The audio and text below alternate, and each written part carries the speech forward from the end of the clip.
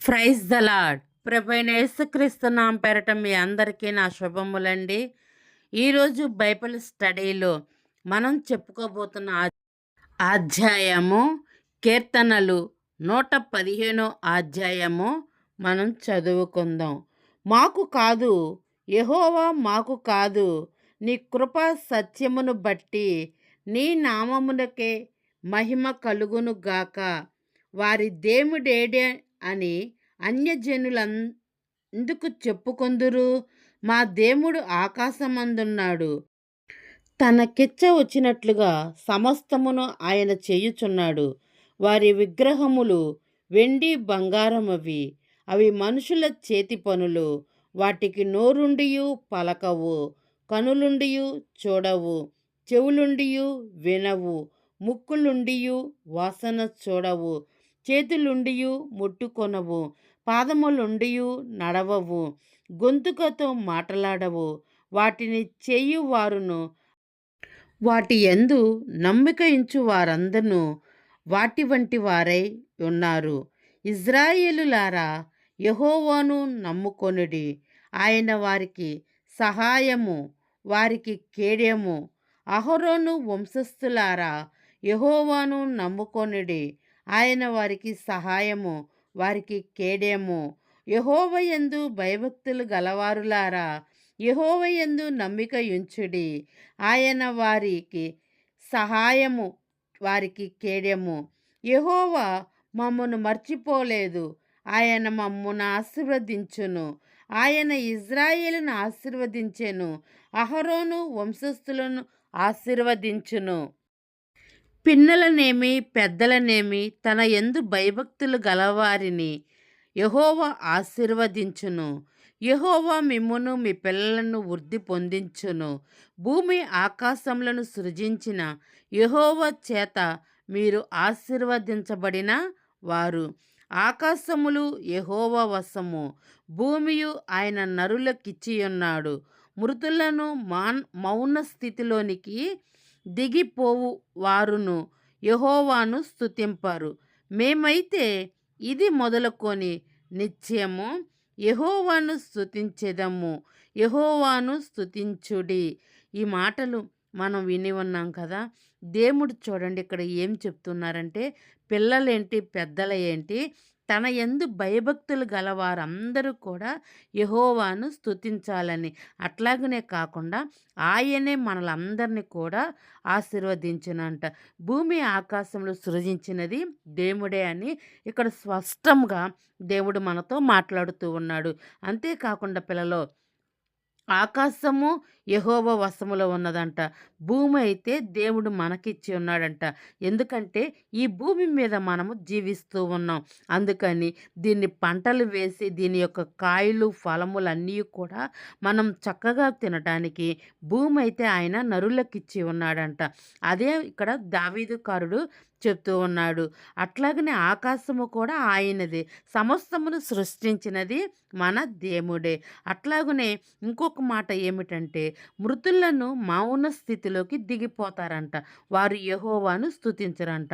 అంతే కదా, ఈ రోజున మనం సజీవంగా ఉన్నాము కాబట్టి ఈ రోజున దేవుణ్ణి మనం స్తుతిస్తున్నాం. అదే దేవుడు మనకు మరణం సంభవించిన లేదా ఆత్మీయ మతిమరుపు మనకు వచ్చినా కానీ ఆ దేవుణ్ణి ఎంత మాత్రము కూడా మనము గుర్తెరగము. ఎందుకంటే నిజ దేవుడు ఎవరో కూడా ఈ యొక్క బైబిల్ స్పష్టంగా తెలియచేస్తున్నప్పటికీ కూడా ఎంతోమంది కనులు మూయబడి వారు మౌన స్థితిలోనే ఉండిపోతూ ఉన్నారు. ఏది నిజము, ఏది అబద్ధము అని కూడా తెలుసుకోలేని అమాయకత్వపు జ్ఞానంలో ఉండిపోతున్నారు. చూడండి ఇక్కడ, ఎందుకంటే దేవుడే మనల్ని సృష్టించాడు కానీ మనము సృష్టించినవి అవి ఎన్నడూ కూడా దేవుడు అని మాత్రం అనబడవంట. ఎందుకంటే వాటి నోరులుండి మాట్లాడవంట, కనులుండి చూడవంట, చెవులుండి వాటి మన యొక్క మొర అవి ఎంత మాత్రము కూడా వినవంట. అట్లాగనే చేతులుండి కూడా అవి ఏ సహాయము చేయలేవు.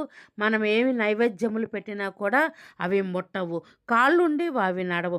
ఎంత స్పష్టంగా దేవుడు వాక్యమైతే సెలవిస్తుందో మీరు చూడండి. అందుకని దేవుని యందు భయభక్తులు కలిగి ఉండటమే జ్ఞానం అంట. యెహోవా దేవుడుగా చేసుకున్న జనులు ధన్యుడు అని దేవుని వాక్యం సెలవిస్తూ ఉంది. అర్థమైందా పిల్లలు? మనము ఏది పూజింపబడినది, ఏది పూజింపబడనదో కూడా మనం తెలుసుకోవాలి. సృష్టిని కర్తను మనం గుర్తెరగాలే గానీ, కనుల ముయ్యబడి సృష్టిని మాత్రం మనం పూజించకూడదు. ఎందుకంటే రాతి విగ్రహములు, చేత విగ్రహములు అవి ఏమాత్రము జీవము లేవు అని ఇక్కడ వాక్యమైతే స్పష్టముగా తెలియచేస్తుంది. అందుకని పిల్లలు మీరైతే దేవుని యందు భయభక్తులు కలిగి ఏది నిజము ఏది అబద్ధం అని జ్ఞానము ప్రత్యక్షత కొరకు దేవుణ్ణి అడగండి. అడిగినప్పుడు దేవుడు మనకైతే బయలుపరుస్తాడు. ఎందుకంటే దేవుడు వాక్యం సెలవిస్తుంది. ఎవరికైనా జ్ఞానము కొరతగా ఉంటే నన్ను అడుగుడి వాడికి ధారాళముగా నేను ఇచ్చేదను అని. అందుకని దైవికమైన జ్ఞానము కొరకు మనం ఎల్లప్పుడూ కూడా మనం అడిగి ఉండాలి. ఎందుకంటే ఏది నిజమో ఏది అబద్ధమో కూడా మనము గుర్తెరగాలి.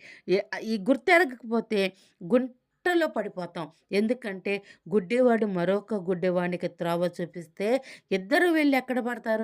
గుంటలో పడిపోతారు. అట్లాగనే ఏది సత్యము ఏది అసత్యము కూడా గుర్తెరగాలి. అంతేకాకుండా ఈ కాలపు వర్తమానికును కూడా మనం గుర్తెరగాలి. ఏవి దేవుడు వాక్యం సెలవిస్తుందని కూడా మనం తేరి చూడాలంటే ఆయన జ్ఞానము, ఆయన ప్రత్యక్షత మనకు అవసరమై ఉన్నది. ఎందుకంటే ఈ రోజున నిజమైన క్రైస్తవులని చెప్పుకుంటున్న వారు కూడా ఎంతో కల్పితమైన కట్టుకథలతోటి విశ్వాసము లేకుండా ఉండటం మనం చూస్తూ ఉన్నాం. నామకార్థమైన స్థితిలో మనం ఎంత మాత్రము కూడా మనం ఉండకూడదు. ఏది నిజము? ఈ కాలపు వర్తమానము ఏమిటి? ఈ కాల వాక్యము ఏమిటి? ఏ స్థితిలో మనం ఉన్నాము? ఏ వాక్యపు బయలుబాటులో మనం ఉన్నాం? దానియేలు కాలంలో నుంచే దేవుడు సమస్తమును కూడా ఆ యొక్క నెబుకద్నెజరుకు చూపించిన విధముగా ఈ రోజున మనము కూడా అడిగితే దేవుడు మనకు అట్టి ప్రత్యక్షతను కూడా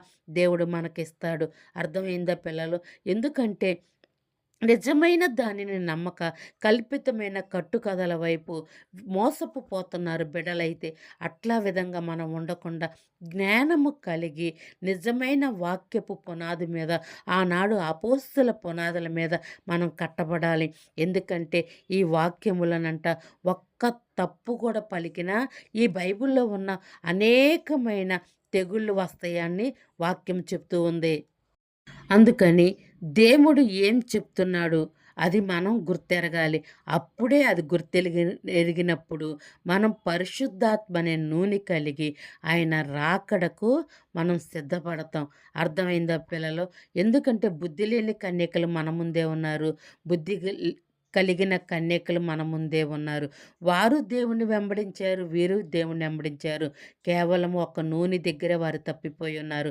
మనం అట్టి స్థితిలో ఉండకుండా ఉందుము గాక. గాడ్ బ్లెస్ యూ పిల్లలు.